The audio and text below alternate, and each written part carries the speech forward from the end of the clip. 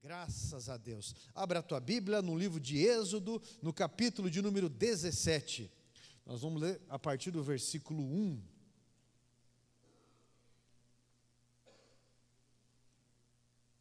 Êxodo, capítulo de número 17.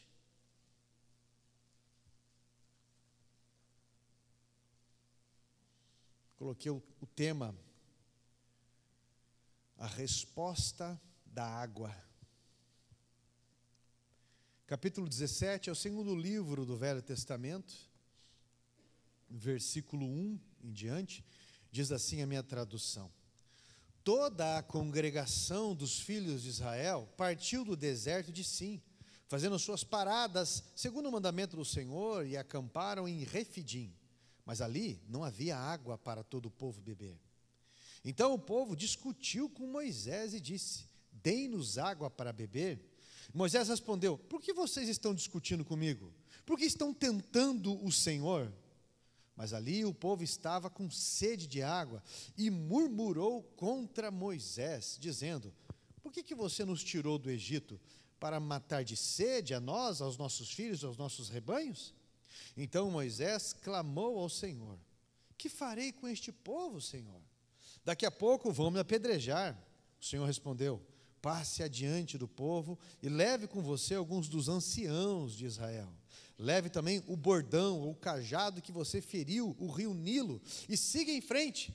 Eis que estarei ali diante de você sobre a rocha em Horebe. Bata na rocha e dela sairá água e o povo beberá. Moisés assim o fez na presença dos anciãos de Israel e chamou o nome daquele lugar de Massá e Meribá, por causa da discussão dos filhos de Israel e porque tentaram o Senhor dizendo: está o Senhor no meio de nós ou não? Assente-se, por favor. Massá significa teste, Meribá significa discussão. Só para você entender, Moisés, ou contenda, Moisés colocou o nome do lugar de contenda e de provação. Israel, ele está vivendo os seus primeiros dias, suas primeiras semanas, depois que eles saíram lá do Egito. E Deus agora os conduz a um deserto. É interessante, né? Deus pegar o seu povo e os conduzir ao deserto. Jesus pegar um povo que está lhe ouvindo e lhes conduzir a um deserto, onde não há pão, onde não há água, onde não há nada disso. Por que Jesus vai conduzir o seu povo a um lugar desse? Por que Deus Pai vai tirar o povo lá do Egito, um lugar de escravidão, de sofrimento, 400 anos daquele lugar, 120 e tantos anos como escravos? Deus vai tirar do lugar desse e de repente Deus vai enviar, vai trazer eles para um deserto. Então eu preciso, primeiro ponto aqui, de alguns que eu quero passar, eu preciso que você entenda hoje que deserto não é só um lugar de provação, não. Deserto também é um lugar de provisão. Deus agora, Ele quer ensinar o seu povo, e por isso Ele conduz no deserto. No capítulo 16 vai mostrar que eles têm carência de pão, e Deus vai mandar alimento para eles ali. Deus começa a mandar um maná para eles, que é algo que tem uma vitamina completa para eles. Eles não precisavam nem trabalhar, de manhã eles colhiam aquilo que eles iriam consumir, e no outro dia tinha de novo.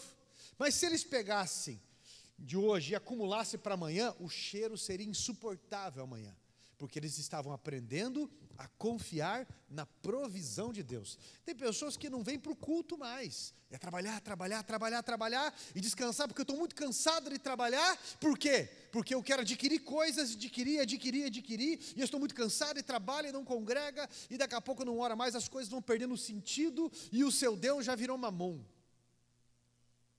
Não descansa, não para, não aprende, quer guardar as coisas, quer acumular as coisas, e não é muito não. Você vai perceber que daqui a pouco as coisas vão perdendo sentido, e amanhã está fedendo. Tem que aprender a confiar em Deus, porque a palavra do Senhor diz no Salmo, que o Senhor dá os seus até enquanto eles dormem. Então no capítulo 16 eles têm fome de pão, Deus lhes dá o maná. No capítulo 17, eles estão fazendo a sua jornada e de repente eles vão parar em um lugar. Eles vão parar em um lugar.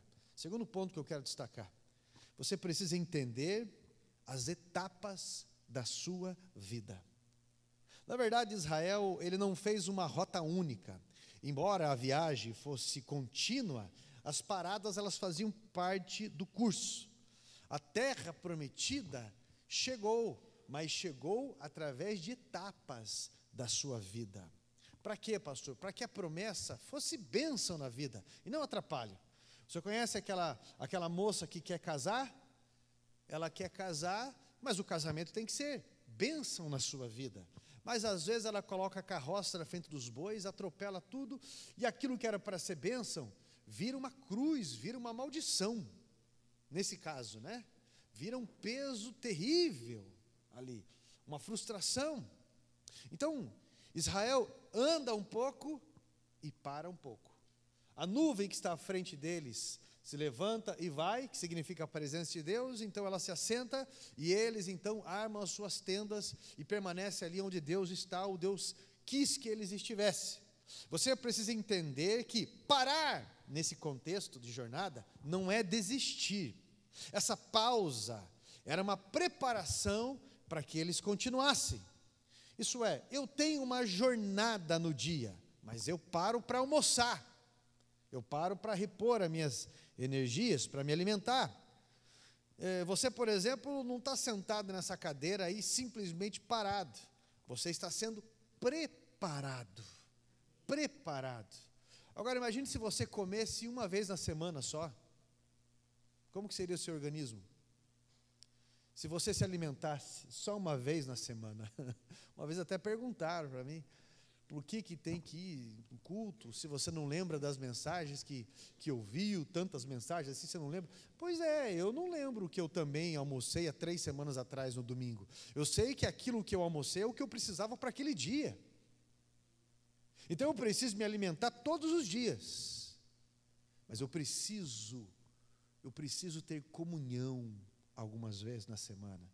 Porque o corpo de Cristo é uma família e você fala a mesma linguagem. E ninguém sobrevive sozinho. Se você não tiver comunhão, as coisas vão perdendo sentido na vida. Vão perdendo sentido. E isso vai ficando muito triste. Então nós vamos entender a respeito disso, porque isso é muito sério.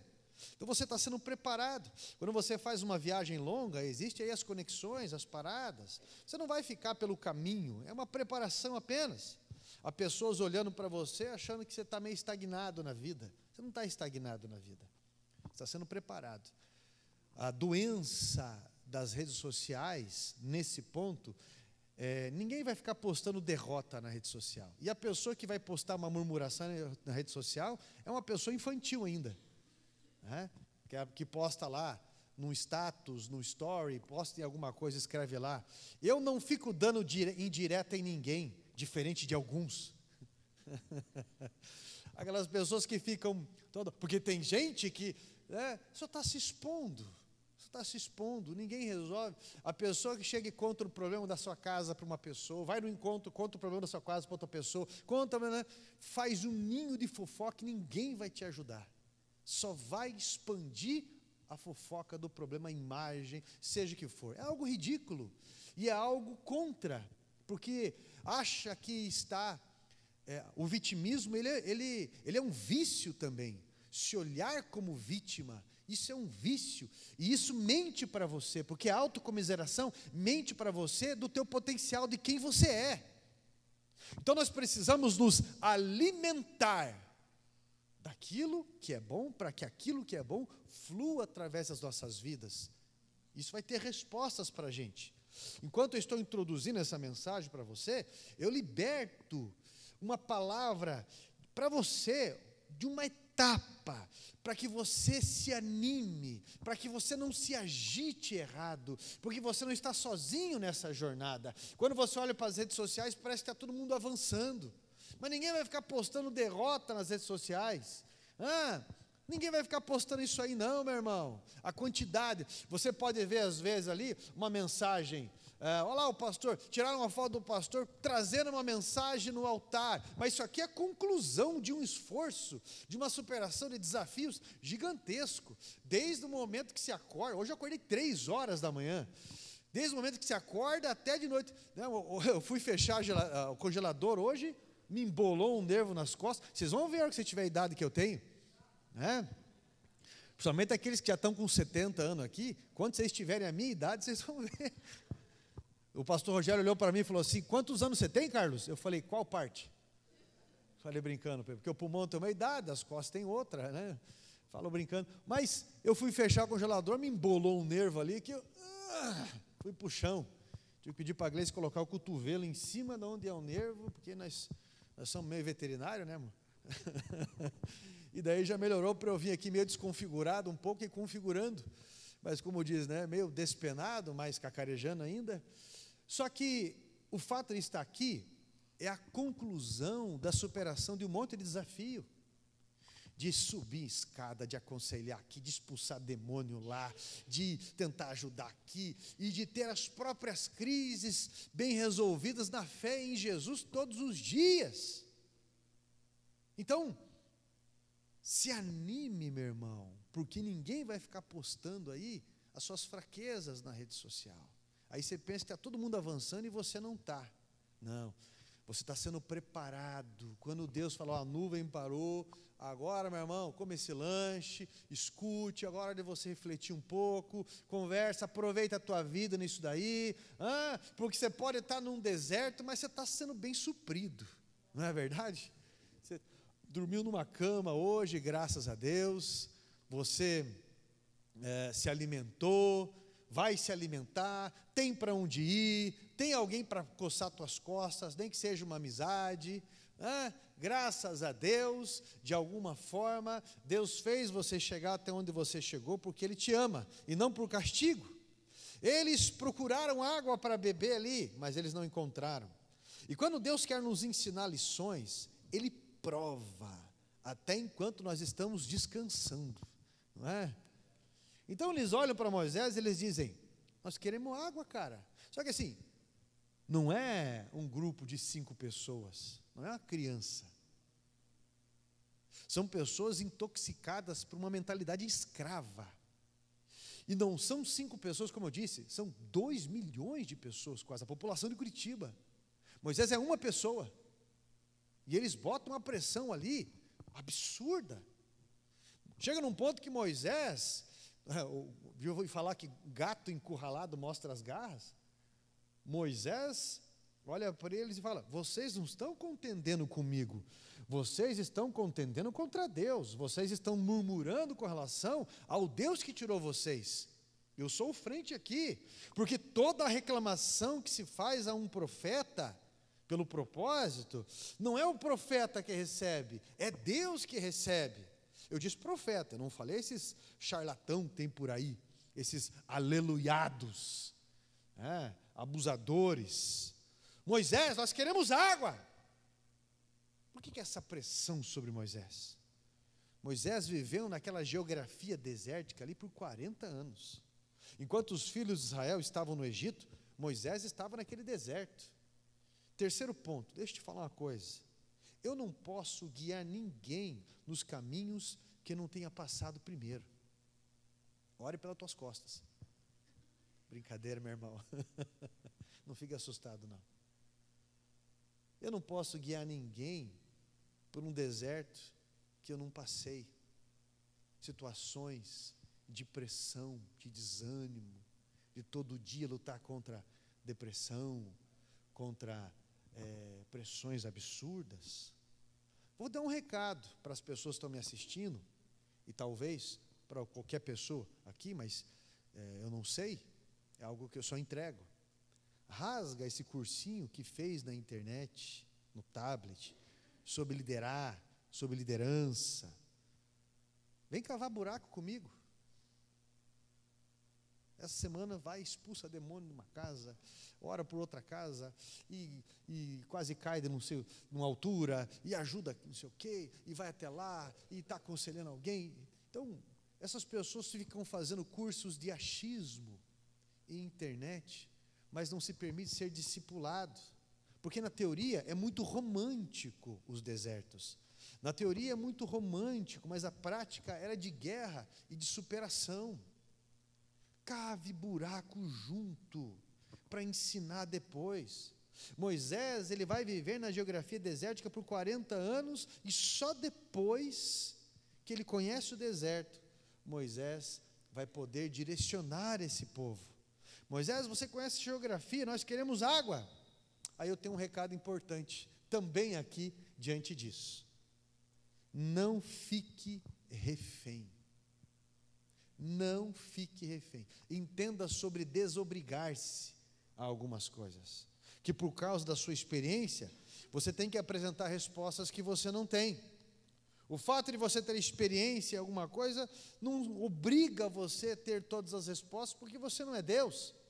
Então você vai estar mentindo. Tem um filme do Will Smith, que por causa daquela palhaçada que ele fez, de dar um tapa no rosto daquele outro rapaz lá, desconfiguraram ele das mídias, então não divulgaram esse filme, mas esse filme são fatos reais, e é um filme espetacular. O nome do filme é Emancipação. É um filme em preto e branco, mas sobre a libertação dos escravos nos Estados Unidos. E ele representa um escravo cristão, que enquanto está lendo um salmo com a sua família ali, quando ele está recitando um salmo com a família, e vai orar com a família, eles vêm e tiram ele por um outro tipo de trabalho, separando ele da família. Mas é algo horrível realmente o que aconteceu. E aí quando ele está preso junto com alguns escravos, um escravo tenta fugir, e conseguem pegar ele. Então colocam a cabeça dele num tronco, e com um ferro quente, eles marcam o rosto daquele escravo como fujão. Depois de uma surra, e depois de marcar com ferro quente, jogam ele na mesma cela que está ali. Ele, que na verdade não é uma cela, é um lugar onde eles guardavam os escravos ali para o dia seguinte, que não podiam fugir, acorrentavam eles. Jogam ele ali. E aquele homem olha para ele e fala: como é que você vem falar de Deus aqui nesse lugar? Como é que você vem falar de fé neste lugar? O teu Deus, isso e aquilo. Então, aquele homem olha para aquele escravo e fala, e chora, e ele fala: eu não sei o porquê que Deus se revela para algumas pessoas e para outros não. Ele se revelou a mim. O que eu posso fazer é orar para que Ele se revele a você também em tudo isso. Você não tem todas as respostas, mas você está com aquele que tem as respostas. Eu não sei o porquê que aquele pastor, que tinha uma jornada de referência excepcional, simplesmente ele morreu daquele jeito. Pastor Lael, eu nunca vi ninguém falar mal daquele homem. Pastor Lael, como superintendente, todos os pastores que eu ouvi os pastores falando: esse aí era um verdadeiro pai. Era um banquete para os pastores titulares, a forma como ele fazia, atendia os pastores e tudo mais. Sofreu até morrer com um tumor na cabeça, que foi lhe desligando dessa vida aqui. Porém, o dia da morte para uma pessoa dessa é o dia da vitória dele como cristão. Mas eu não tenho as respostas de entender por que aquela mulher que esperava tanto um filho, o filho morreu. Eu não tenho algumas respostas, mas mesmo quando eu não tenho respostas, eu continuo confiando na bondade de Deus. Moisés diz ali: Deus, eles querem água, e eles estão perto de me apedrejar. Olha o que Moisés diz, porque realmente o povo foi falar com ele de uma forma agressiva, muito agressiva. O que ele diz? Perto, quase, mas não, né? Porque Moisés não vai ser apedrejado, não vai ser. Presta bem atenção, líderes não morrem apedrejados. Ô pastor, isso é uma heresia. Morre apedrejado, mas eu quero que você entenda algo, que uma pessoa como Estevão, ou como cristãos na Nigéria, no Sudão, eles morrem pela causa, e não por causa de quem estava contra eles, é pela causa. Meu irmão, a igreja aceita morrer pela causa, mas não por causa dos murmuradores. Você vai sobreviver, se alinhe com Deus. Pela causa você continua. Pela causa nós vamos. Pela língua nós resistimos.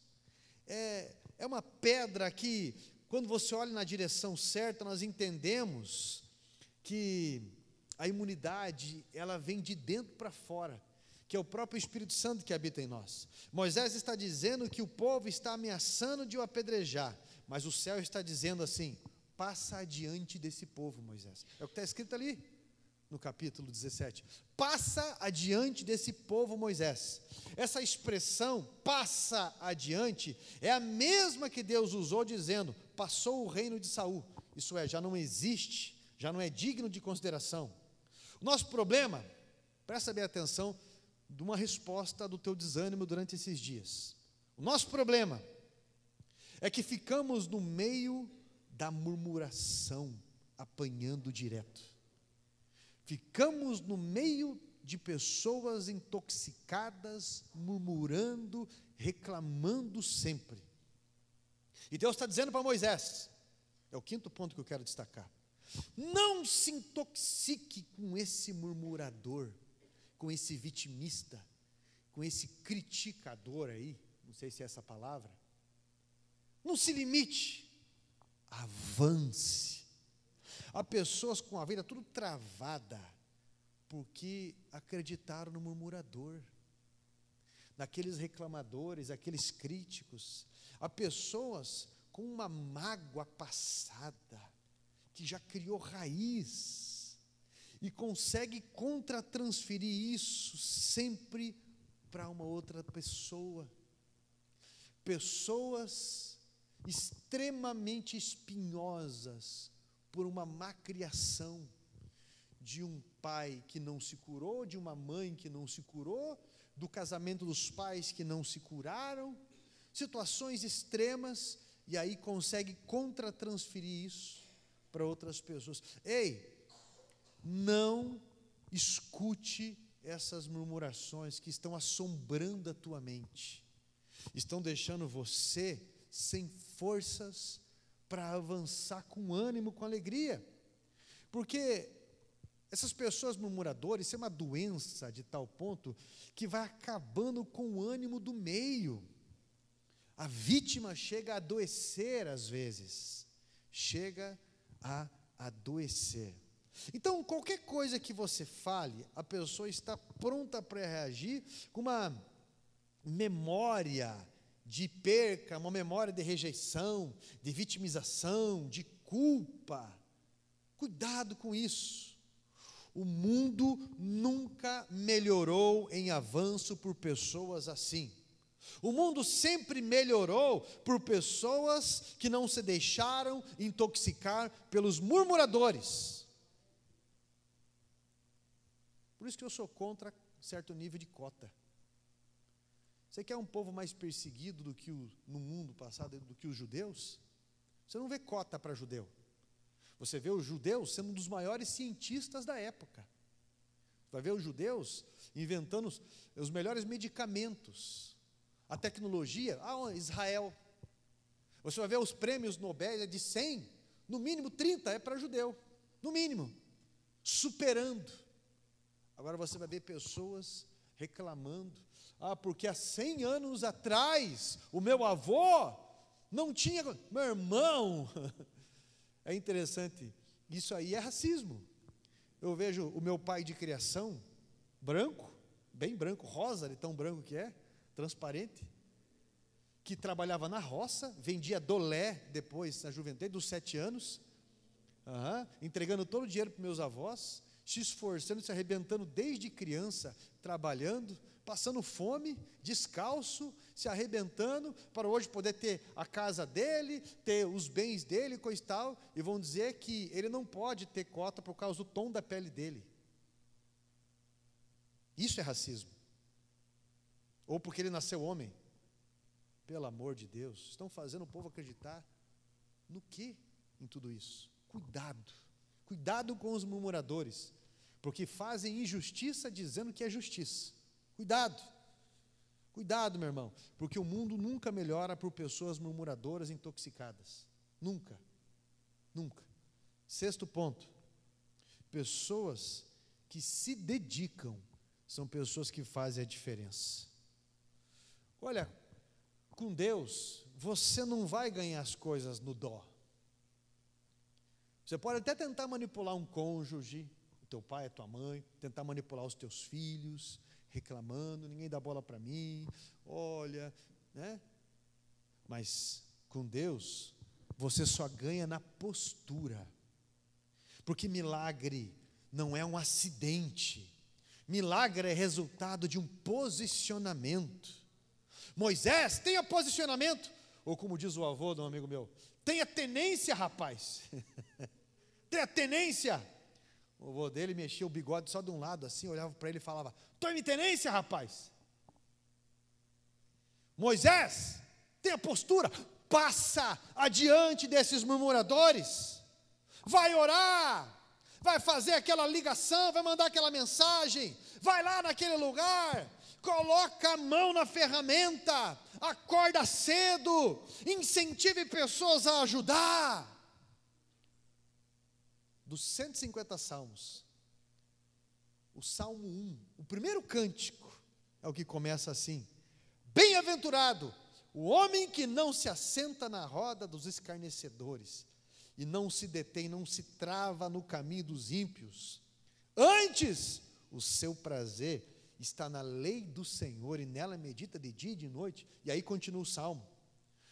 Vai, Moisés, vai, avança, leve alguns líderes com você, porque os líderes precisam ver o que eu vou fazer por intermédio seu. Eles também precisam aprender a lidar com essas resistências, senão eles vão ficar frouxos.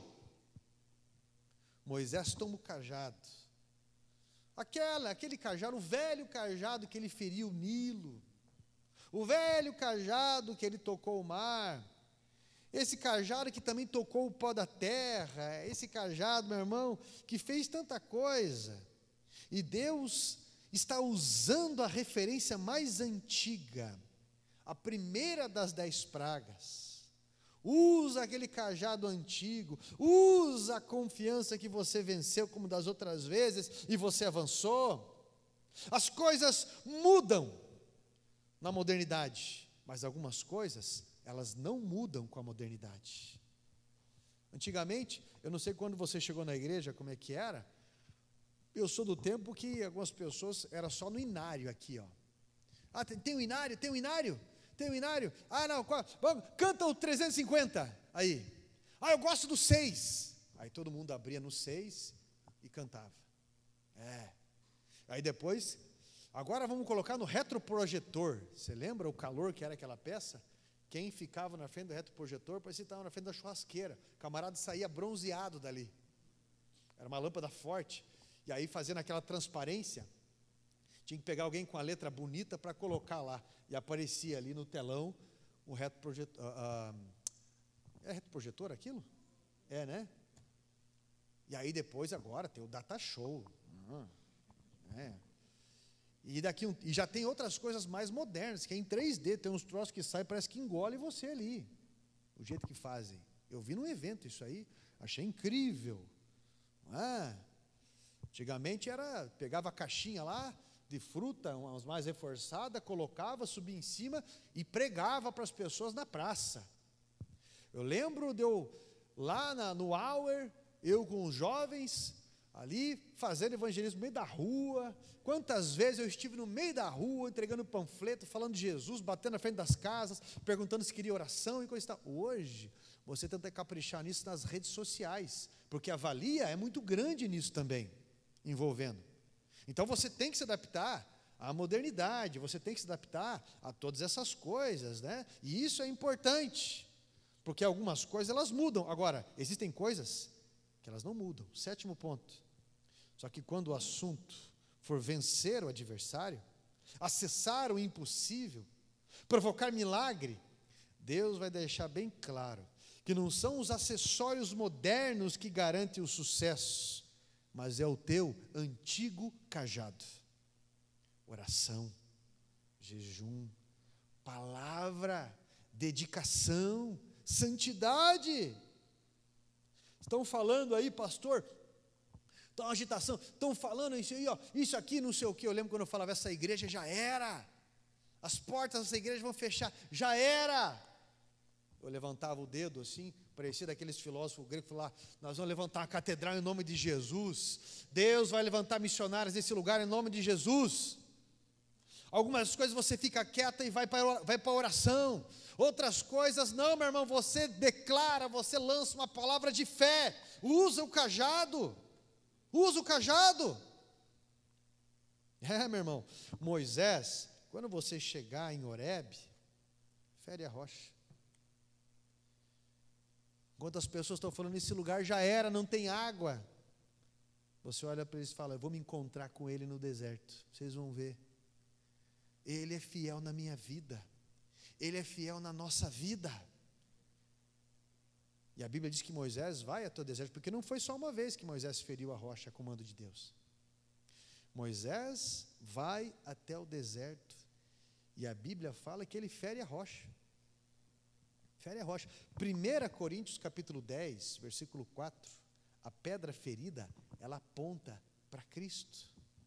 Cristo é a rocha. A cruz que feriu a rocha, tipifica esse sacrifício. A água significa o Espírito Santo sem medida, que saiu daquela rocha e reviveu aquele povo. A água que escorreu de Cristo tipifica essa rocha sacrificial, para que tivéssemos vida. Você entendeu, Moisés? 8º ponto. Você, Moisés, presta atenção porque isso é central. Você, Moisés, não será ferido pelas pedradas dos murmuradores, porque a pedra será ferida no seu lugar.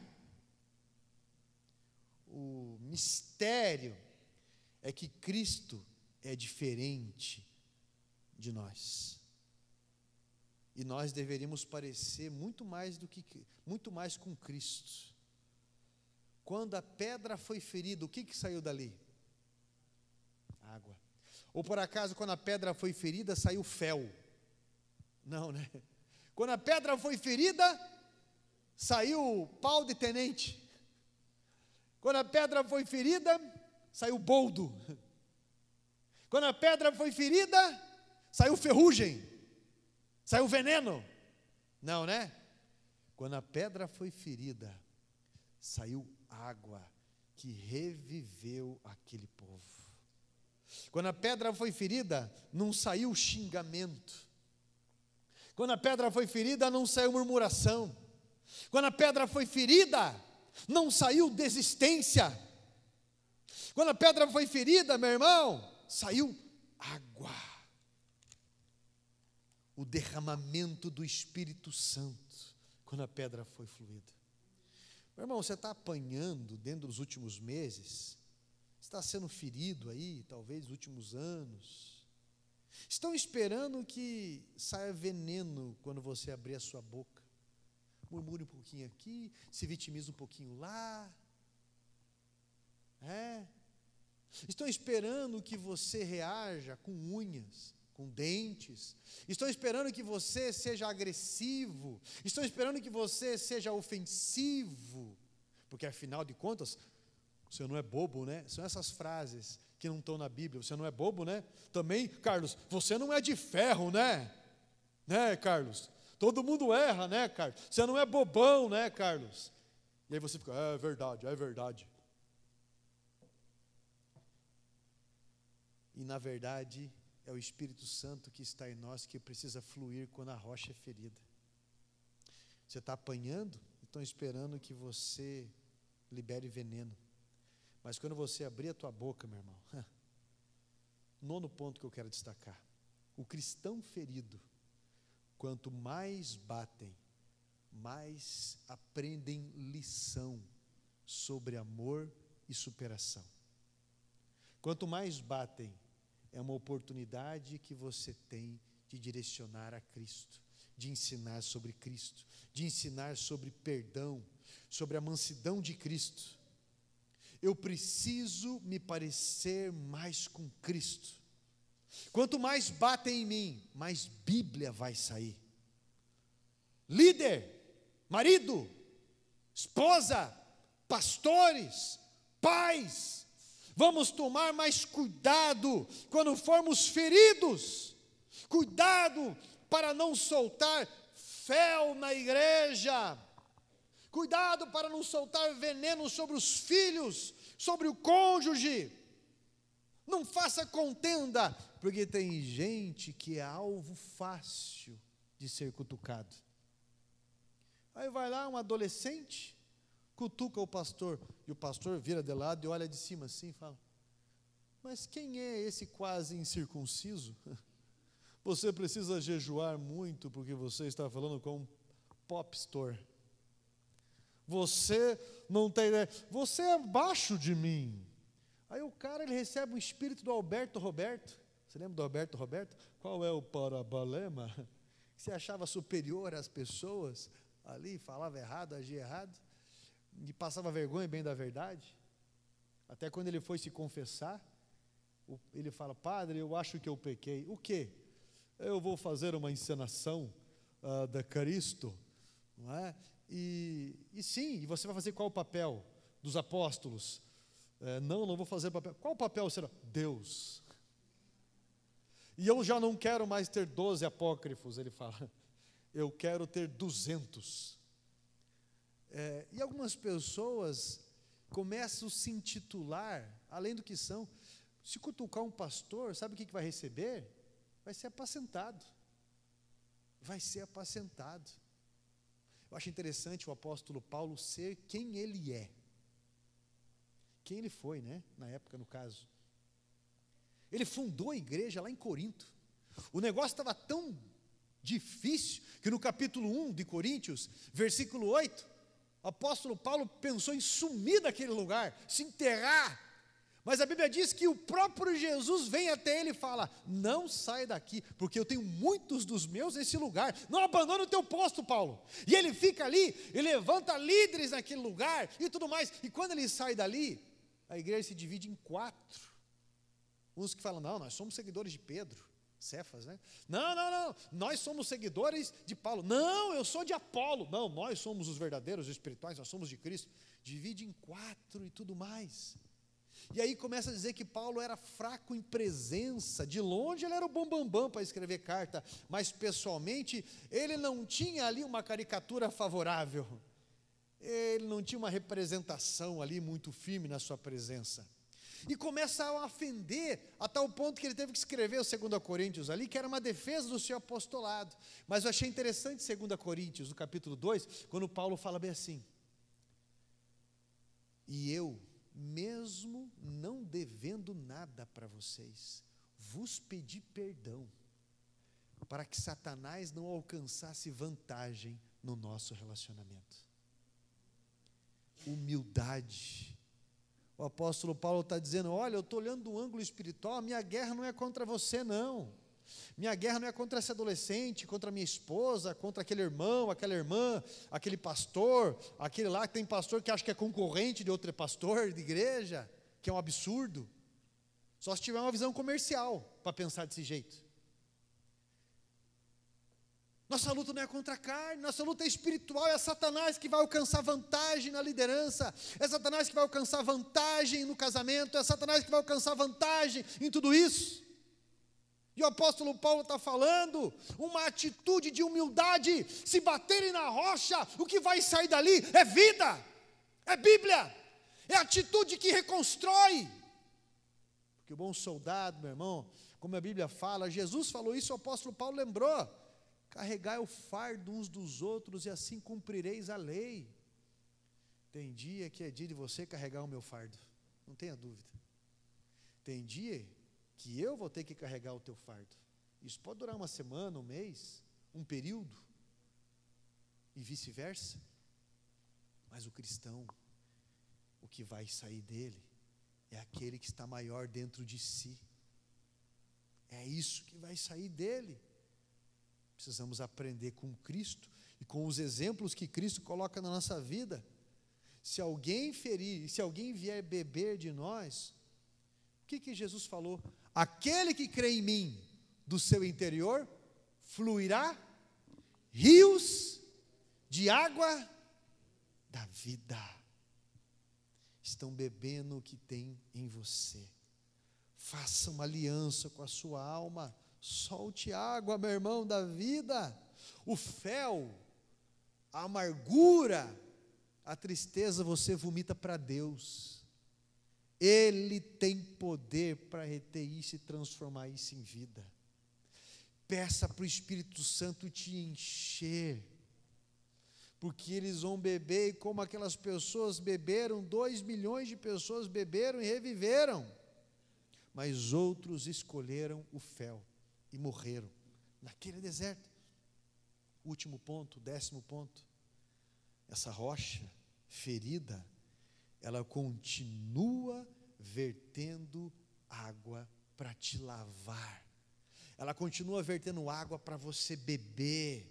Comece a mudar os seus hábitos, comece a mudar as tuas respostas, comece a mudar a forma como você enxerga as situações que te provocam tanto ao teu redor, alguns nomes que te arrepiam, algumas situações que tentam empobrecer todo o investimento na cruz que houve sobre você. Converse sobre a palavra de Deus.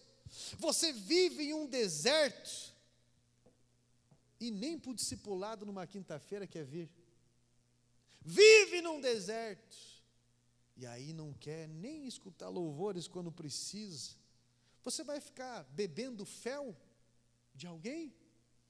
Hoje você vai fazer uma aliança com a tua alma. Não beba mais dos murmuradores, beba da água e dê da mesma fonte para as outras pessoas beberem. Há um Cristo em você, deixa Ele reinar, meu irmão. Se coloque em pé, porque eu quero orar contra o desânimo, contra essa murmuração dentro de você que quer borbulhar. Eu quero orar com você contra esse desânimo. Coloca o murmurador no lugar com a palavra de Cristo. Ah, pastor, mas eu não falo nada. Está errado. Está errado, meu irmão. Está errado, porque o grande problema não é só o grito dos maus, como diz Martin Luther King, mas o silêncio daqueles que têm a resposta. Se você tem a resposta e não faz nada disso, você é conivente. Então, meu irmão, Deus colocou a resposta na tua vida. Enquanto você não fala nada, o muçulmano, o islâmico está falando. Enquanto você não fala nada, aquele que tem ódio está falando. O extremista está falando. Enquanto você não fala nada, tem muita gente gritando.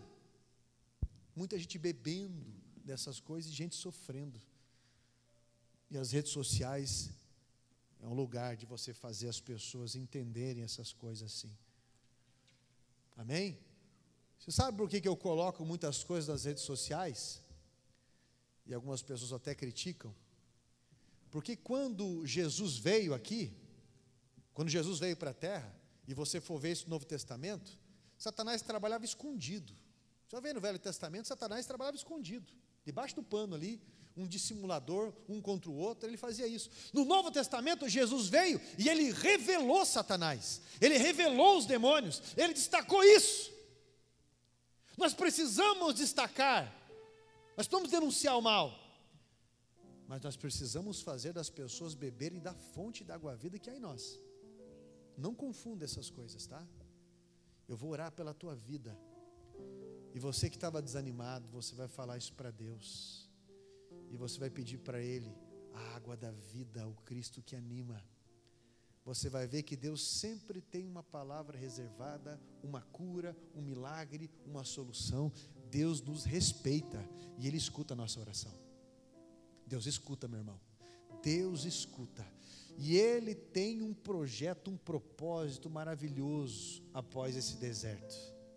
Escute o que eu estou falando, porque é verdade. Põe a mão no teu peito. Eu vou orar com você agora. Você que está com medo, você que estava desanimado de tantas coisas que você escutou, você que estava triste por causa de pessoas cabeça dura, Você vai pedir perdão para Deus, você vai pedir para Deus a graça, você vai ter iniciativas, você vai ter posturas, porque de você vai florir, de você vai fluir vida, de você, meu irmão, por estar sendo ferido ou ferida talvez, vai transbordar a água da vida. Você vai mudar as tuas respostas, é a água que vai sair. E eu vou orar. Poderoso Deus, o Senhor sabe de quanto essas pessoas estão sendo atacadas, principalmente no seu psicológico. Vontade de sumir, vontade de abandonar, vontade de falar um monte de besteira, vontade, meu Deus, de criar o caos, vontade de agredir, vontade, Pai, de vomitar, vontade de murmurar, vontade de se vitimizar, vontade de fofocar, vontade de estragar a imagem, vontade de um monte de coisa. Porém, Pai, não é essa vontade que predomina na vida de um cristão, não é a dor que reina, não é, Pai, a tristeza que reina, é Jesus que é o Rei absoluto.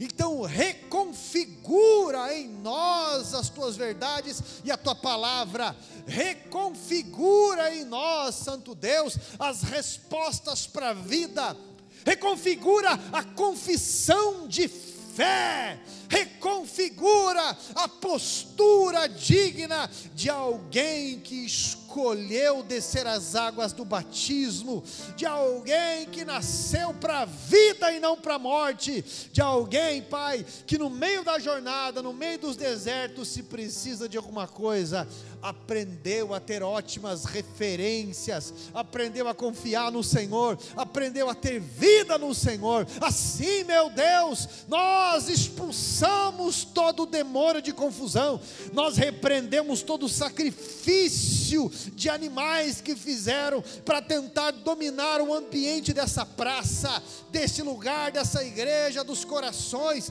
tentando trazer desânimo. Nós repreendemos no nome de Jesus o desânimo de cada líder, nós colocamos por terra as doenças agora, nós colocamos por terra a depressão, essas críticas inúteis, nós colocamos por terra esse ângulo ruim, em nome de Jesus Cristo, Santo Deus, verte água, meu Pai, água da vida, verte, Pai, água que sara, as águas que curam, as águas que transbordam, as águas que limpam, verte essa água hoje, Pai, e limpa a visão, limpa o caminho, limpa, Pai, para louvor da sua glória. Nesse momento, o Espírito Santo tenha toda a liberdade de agir, para que a partir desse momento, esse homem, essa mulher, tenha uma postura, uma iniciativa hoje, de mudança radical,